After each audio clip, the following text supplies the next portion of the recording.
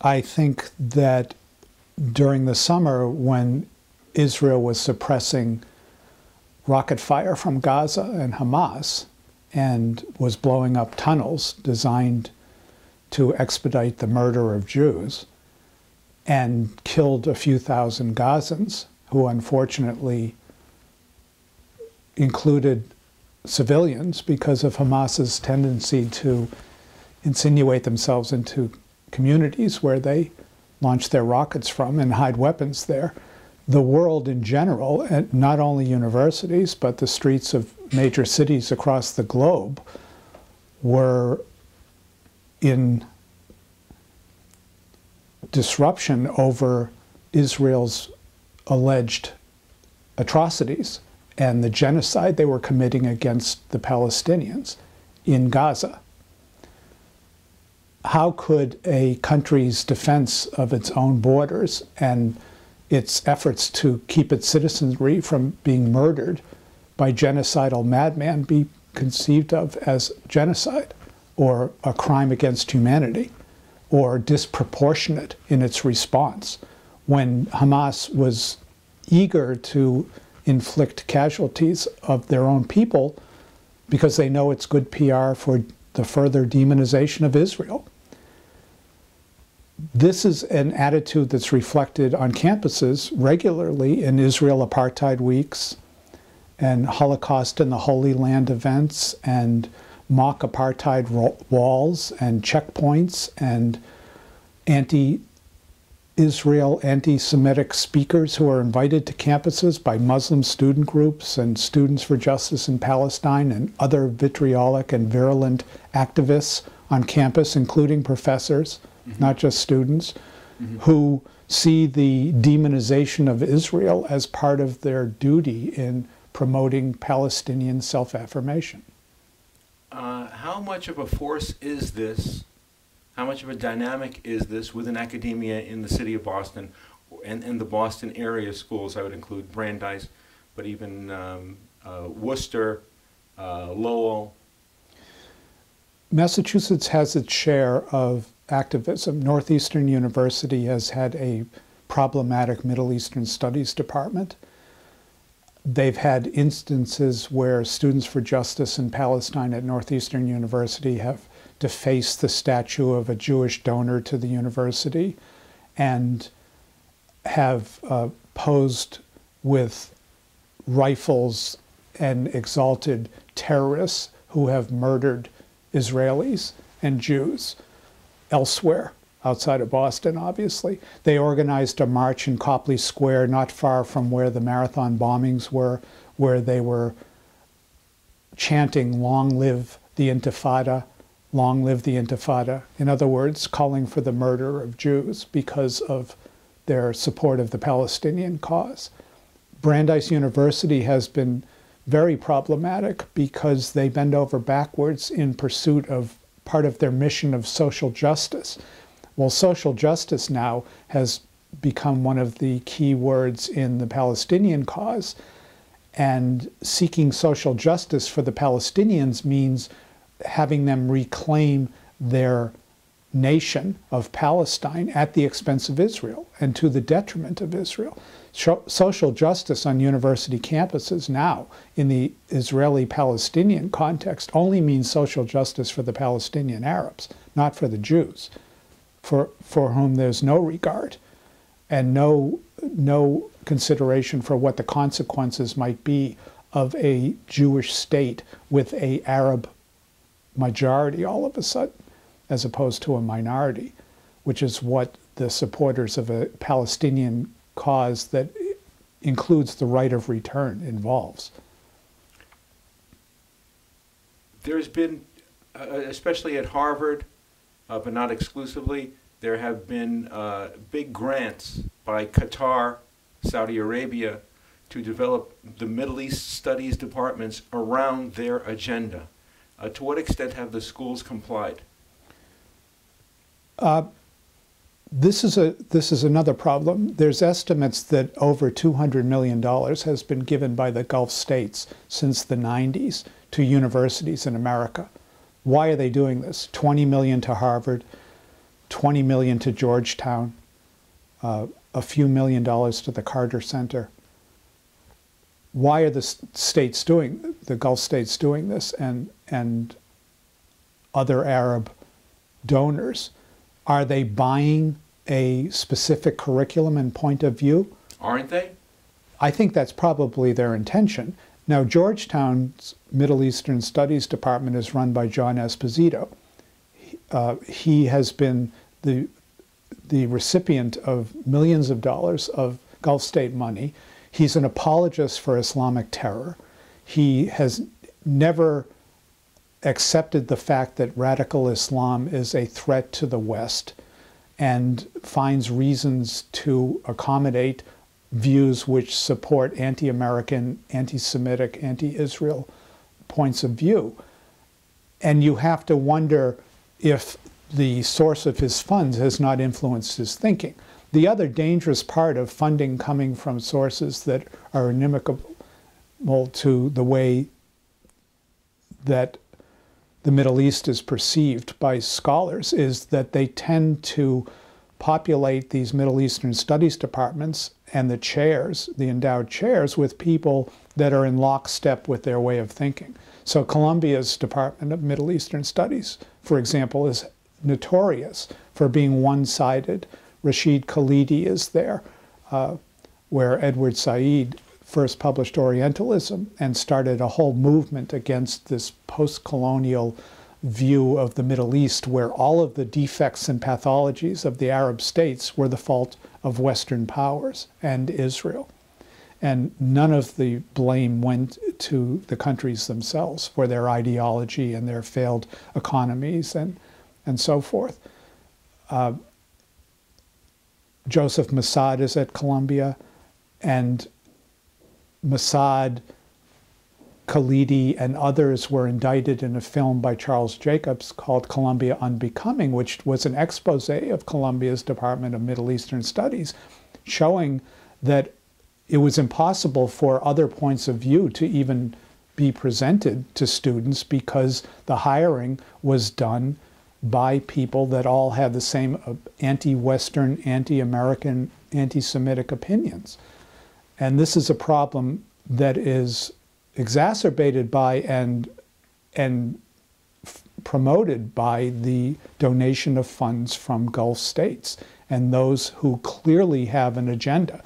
You can't ensure that nothing else will be taught, but the likelihood is that the institutions that accept money from spurious sources are going to pay attention to what they know will be what those donors would like to have taught.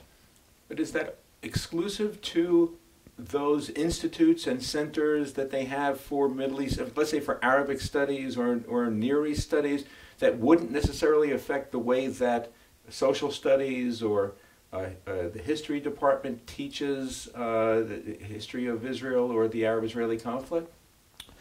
No. The Middle Eastern studies departments are important, and we've been concerned about them because they're funded by government money. They were set up by the Department of Education in order for diplomats in the State Department and others in government to have an academic source of intelligence about what was happening in countries where we had strategic positions that had to be protected. The failure of Middle Eastern studies is very clear because none of them, for example, anticipated 9/11. And should have. They were all experts in the field. They were too busy exalting the Palestinian cause and paying attention to the Israeli debate as opposed to looking at the rise of radical Islam and the Muslim Brotherhood and other factors which have been far more impactful on what's happened in the Middle East. The other problem in universities is one study showed that in the general population of America, and when kids go to college, and if you look at our past elections, they're very close, so that half of the population would consider themselves liberal or Democrat, and half would be conservative or Republican. One study that looked at faculty members, however, found that in the business school and the medical school and the sciences, that there's a reasonable proportion of conservatives to liberals, self-defined.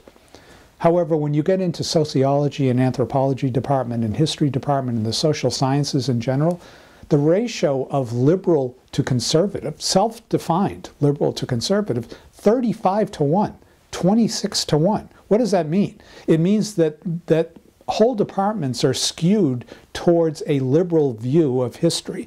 And in the context of the Israeli-Palestinian debate, what does that mean? It means that they tend to look at the underdog, the Palestinian, as being the victim of imperialism, of militarism, of Western colonialism, of all those other pathologies that they ascribe to the West and to powerful countries, of which they now believe Israel is one, in being a small version of America, in receiving all of those billions of dollars each year from America. They look at Israel as a proxy for America and American values. So liberal professors in the anthropology departments, and you can see this in the people that sign the boycotts against Israel from Columbia and other schools, where the entire anthropology department is represented on those boycott petitions, for example, and those divestment resolutions. Why is that? Because they feel a kinship to the victim. And the Palestinian has become the favorite third world victim of university faculty and students now. They've replaced the South African black as the victim of the moment. And social justice, which is a very popular buzzword, not only on the Brandeis campus, where it's actually part of their mission statement, but on many campuses, the idea is, and students are well-intentioned when they approach this, but they're naive in thinking that because the Palestinians are living as refugees, because they are poor, because they're dispossessed, because everyone has bought this narrative of theirs that their land was stolen and Israel threw them out and has now keeps them under subjugation in an apartheid racist state, which Israel is accused of, that they are worthy of this love and an affection that they're given by many in the West. Now, the real question is, if the Jews were not the enemies of the Palestinians, would anyone care about the Palestinians? Well, there are Palestinian refugee camps in Lebanon, for example, and in Syria. Right. And how are the conditions of the Palestinians in those places, and how are they regarded? How are they thought of by people outside those places? They're ignored, and what people say is that, of course, the refugees wouldn't be there if Israel had not been created. That, well, they could have been absorbed in the past 2 generations. Well, that was the idea. That, as you well know, and what's conveniently ignored by the enemies of Israel and those on campuses who try to continually demonize it, is that the Arabs were offered a state in 1937, in 1947, in 1967, in 2000, in 2005, and on other occasions. And in every case, they walked away from it or refused it. Why? Because a Palestinian state is not what's important to them. What's important to them is the eradication of the Jewish state. A Jewish sovereign nation is something that cannot be accepted by Islam and the Muslim world. A sovereign nation of Jews in particular cannot be tolerated, and particularly when it's perceived to be, although mistakenly, on what was once Muslim land. Because in Islam, once land is Muslim land, it's Muslim land forever. And there's Quranic exhortations, leading to the murder of Jews in the name of Allah. So the idea of a Jewish autonomous state that has dominion over Arabs is, of course, abhorrent, theologically abhorrent and unacceptable, and will never be acceptable, regardless of whether the borders are the 1948 borders or the 1967 borders or wherever the borders are. This is not about land. Israel is 8,000 square miles, the size of New Jersey, roughly. The Arab world is 1.5 million square miles. This is not a debate about land or borders. This is about an autonomous Jewish nation existing without the control and not at the mercy of Islam. When the Jewish grocery in Paris was attacked and Parisian or French Jewish people were killed and many were held hostage, what did that have to do with Israel? Well, some notable people in the world believe it has something to do with Israel. One anti-Israel activist immediately got up and said she believed that the Mossad was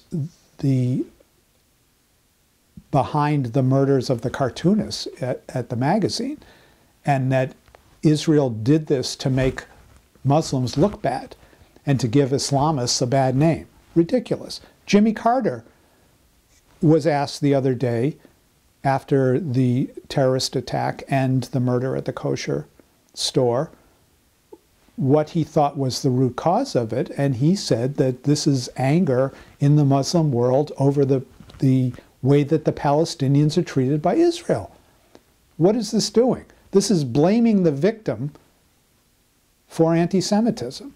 So this is the same result of Israel trying to protect itself from missiles coming out of Gaza, that when they suppress Hamas attacks, which any country in the world not only has the right to do, but would do under the same circumstances, they are attacked for being aggressive, murderous, and genocidal, and it gives way to waves of anti-Semitism against Jews in other countries for Israel's deeds, as if Israel is the Jew of nations, which of course it is. Mm-hmm. But French Jews have little connection to what happens in Israeli government policies. Right, and people hate Israel not so much because, that was my point before, they hate Israel not so much because they love Palestinians, but because they in their hearts hate Jews. And since Israel is the Jewish state, it becomes a proxy. Exactly. It's after the Holocaust, most people in polite society, and certainly in the elites and in universities, were unable to hate Jews directly in the way that Jew hatred has always been manifested. Now that animus and Jew hatred is directed at the Jewish state of Israel, so that Israel is now accused of being Nazi-like in its behavior. And this is a process that's done on campuses all the time, where academicians are notorious about comparing the treatment of Palestinians by the Israelis to the treatment of Jews by the Nazis. My colleague Richard Landis calls this moral sadism, calling Jews and Israelis Nazis of all people. First of all, because it's an incredibly inaccurate and grotesque comparison, because there's no comparison. Arabs are not being genocidally murdered for being Arab by Israel. In the entire 63 or 64-year Arab-Israeli conflict, only about 52,000 casualties have taken place on both sides. It's the 49th most lethal conflict among all of the ones since World War II. But if you go by UN resolutions against Israel, you'd think that it was the worst. And exactly. In fact, have more Muslims been killed by Muslims, or exactly, or 11 times as many. 11 times. The Iraq-Iran war had 1 million casualties.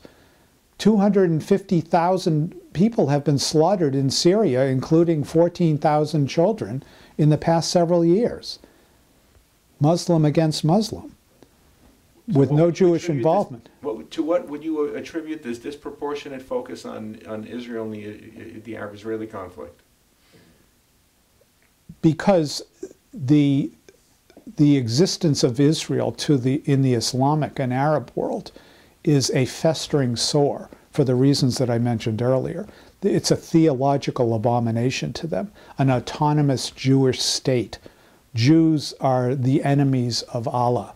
Jews are the enemies of mankind. They're pigs and apes. They're the descendants of animals. They're vermin. Now, is that what the Quran teaches? Yes. Or is that what's being taught in the mosques today? Very frequently, yes. And Palestinian children are taught from kindergarten that Jews are their enemies, that they're murderous, that they stole the land of Israel, that the geography books in Palestinian schools on maps have no pictures of Israel. It doesn't exist. And so summer camps dress the children up in military uniforms, and parents feel that it's a great honor to have their child blow themselves up while murdering Jews. Well, what kind of a culture is that? What do you expect to have happen? Mark Stein, the commentator from Canada, said that Palestinians are marinated in hatred their entire lives.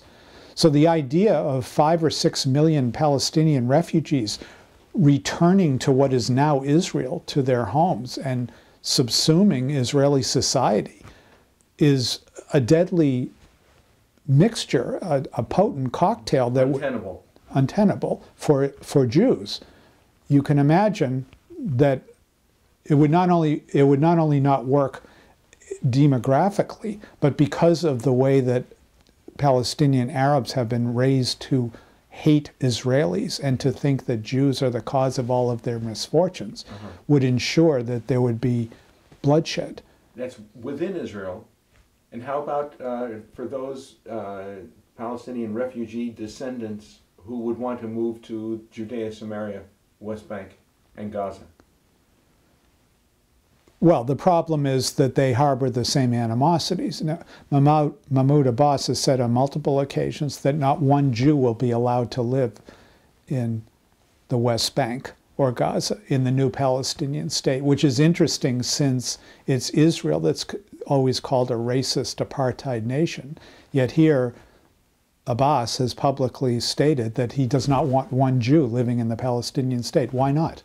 This is the biblical homeland of the Jews. Why couldn't Jews live there in the same way that there's 20% of Israel's population is of Arabs and Christians? Are you saying it's because the Palestinians are racist towards Jews? Obviously. And that, is that exclusive to the Palestinian Muslims, by the way? No, no. But in the context of this, talking about a new Palestinian state, I think it's very ironic that Palestinians name their summer camps and town squares after suicide bombers. And in the West Bank, an Arab can get the death penalty for selling land to a Jew, but the Israelis are called apartheid racists because they built a security barrier to keep their citizens from being murdered. What do the terror attacks in Paris reveal regarding anti-Semitism within the Muslim culture? Well, France has brought a lot of calamity upon itself in the same way that Britain has, which has been bemoaned and observed by people such as Melanie Phillips, who have seen this coming for some time, where they needed a import of cheap laborers. They allowed many Muslims to come into their culture. Muslims have been allowed not to adopt and assimilate into the European cultures and instead have kept in their own neighborhoods. Out of multiculturalism and political correctness, these host countries have allowed this to go on and made apologies for the behavior and living conditions and laws of these residents who have not become real citizens. The murderers in Paris who killed the cartoonists, the 12 cartoonists that day, were born in France. They were Frenchmen. And here they were harboring such radical Islamic jihadist views that they committed this atrocity in the name of Islam because the Prophet had been insulted. But they were not people that had come over from Saudi Arabia or Yemen or some foreign place where they've grown up in a different culture. I think it's a frightening thing. The fact that the next day they went into a kosher grocery store and murdered specifically some Jews, I think shows that their hatred is not as a result of Israel's behavior to the Palestinians, that it's a result of a rejection of modernity, a rejection of Western values, a feeling that Islam must be supreme and that other decadent religions have to be in a state of dimitude where they're second-class citizens, and that they have the right and more fearfully the responsibility to stand up for Islam by murdering those who insult it, or who draw cartoons, or who write a book called the Satanic Verses, or whatever Western behavior and values that we protect and promulgate, and they feel is unacceptable because of their fundamentalist Islamic views. The idea that there are fundamentalist Christians and Orthodox Jews who have their own religious beliefs is disingenuous. Yes, there are, but they don't impose them on other people. They don't tell other people that they cannot live unless they do things the way that Jews and Christians do it, even the most holy of Christians and Jews. And they don't kill Jews who convert into a different religion, as they do in Islam. They don't cut your hand off for heresy and blasphemy. Some people say that what's happening is the product of a fringe. It's not the mainstream of Muslims, that they aren't racist towards Jews necessarily, or whatever rivalry they feel, they won't necessarily act violently, and those who do are just a fringe. Do Jews not have something to fear, a concern, short of violence from Muslims in the West? Many people, including our president and our Secretary of State, like to say that this is not representative of what Islam is, that Islam is, as you know, the so-called religion of peace. But in fact, the very fundamental books and tenets of Islam are a religion of subjugation, that you have to, as an individual, subjugate yourself to it, and you must subjugate all others and all other religions to it, that Islam is a supremacist religion at its face. Does that mean that the 1.6 billion Muslims on earth care about this and want to subjugate others and murder others? No, it doesn't. But if only 5% of all Muslims are radicalized, we're talking about millions of people, millions of terrorists. That's the issue. But separate to the radicalization, is there enough anti-Semitism within Islamic culture that Jews in the professional sphere, in the public sphere, ought to be concerned, and that an issue which ought to be addressed, this Jew hatred in Islam, just to keep Jews from being discriminated against? I don't think that the Jew hatred that is inherent to Islam, and it is any more dangerous or less dangerous than Jew hatred in Christianity, or in Europe, or in other countries, or in America for that matter. I think the danger of Jew hatred is that using the context of Israel, and always using Israel as the mirror and the prism through which we discuss Jews, is dangerous because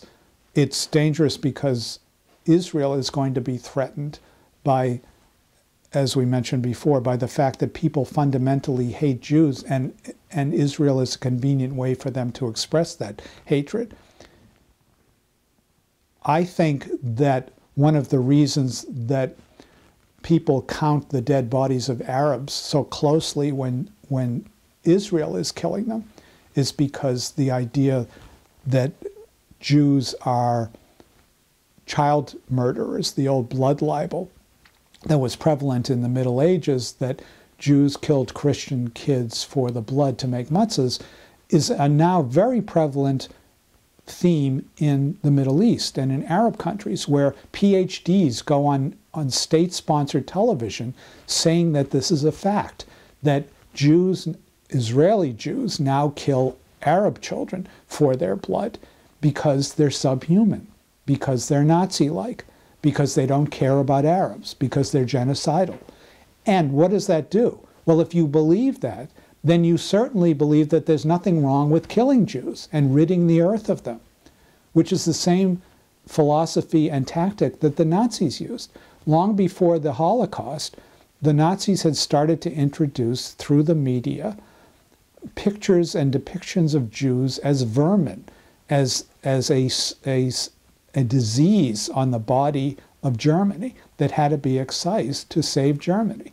If you start debasing people and making them into subhumans, when it comes time to murder them, or when others are murdering them, people won't step in to prevent it. That's the huge existential threat of Israel, that Israel faces, that because it's the Jewish state, there are many on earth, and not just in rogue nations that we don't have as allies, but in France, in Britain, and in other Western supposedly civilized countries that aren't necessarily going to step up to save Israel if it is threatened by real annihilation.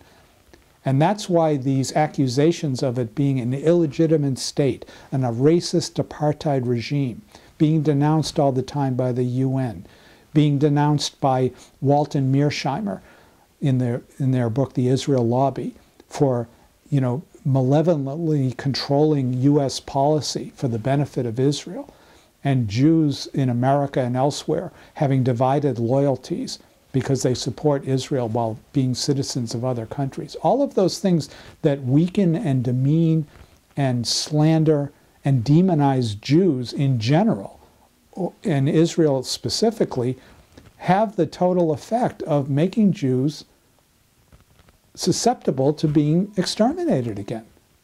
It's a very dangerous reality. Because who would step in and step up to protect them when many people believe and would say very vocally and publicly, well, you kind of deserve it. Look what you did to the Palestinians. That's why the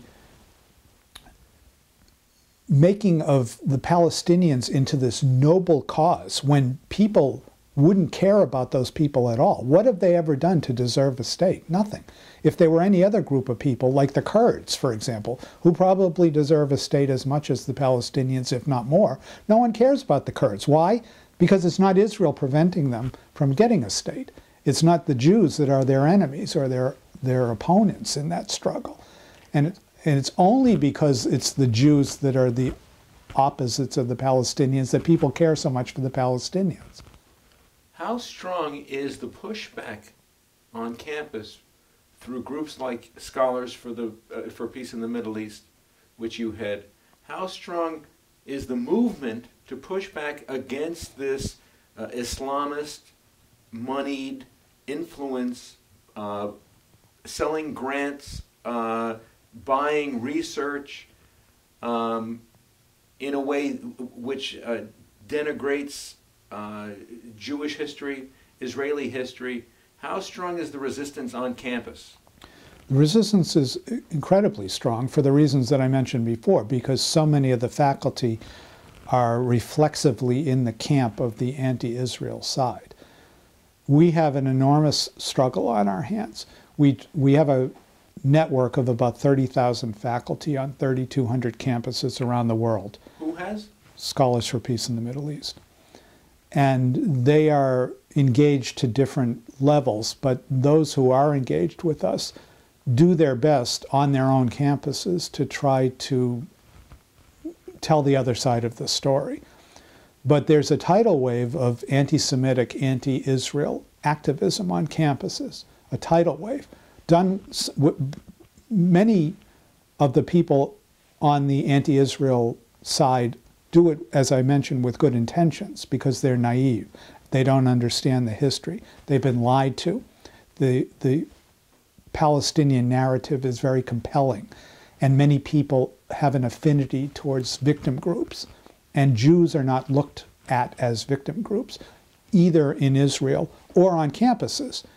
So university administrators, for example, are always wary of letting Muslim students or gay students or Hispanic students or other victim classes of students on campus to be assaulted or critiqued in any way. But they have no compunction about Jewish students being regularly assaulted verbally and physically because of Palestinian activism. And the feeling that Jews on American campuses, who may or may not even care about Israel, somehow are complicit in what's being done to Palestinians in the Middle East. Would you talk about Scholars for Peace in the Middle East, please, and explain? You say you have 30,000 academics who are signed up in some way. In what way, and how are they influencing this struggle? We have had 42 Nobel laureates who have signed a petition with us, for example, denouncing B.D.S. resolutions on campuses, saying that the boycott, divestment, and sanction movement. This is how anti-Israelism manifests itself currently on campuses through the B.D.S. campaign. Many student groups, including and specifically Students for Justice in Palestine, regularly go to student governments and try to pass resolutions asking their respective universities to divest from companies doing business with Israel, like SodaStream or Caterpillar Tractors and so forth. Some of these are relatively benign, but the overall ambition of the BDS movement is to weaken and destroy Israel, first economically, but also militarily in a way that it wouldn't be able to defend itself. Why? Because at heart, the hard BDSers want Israel to be obliterated. They want a new state of Palestine to exist, which would be a binational state with an Arab majority. You mean which would be a takeover of Israel? Exactly. That's what the right of return is about. Abbas and others have always insisted that the Palestinians have an international legal right of return to their country based on the Geneva Conventions. Well, the problem with that is they never had a country, and they certainly don't have a right to return to what is now Israel. Even Netanyahu recently said that he had no problem with Palestinian refugees returning to a Palestinian state, but that Palestinian state did not include present-day Israel. But there are many on the anti-Israel side who, believe me, look at Tel Aviv as occupied Palestinian land too, not just the West Bank, not just Gaza, even though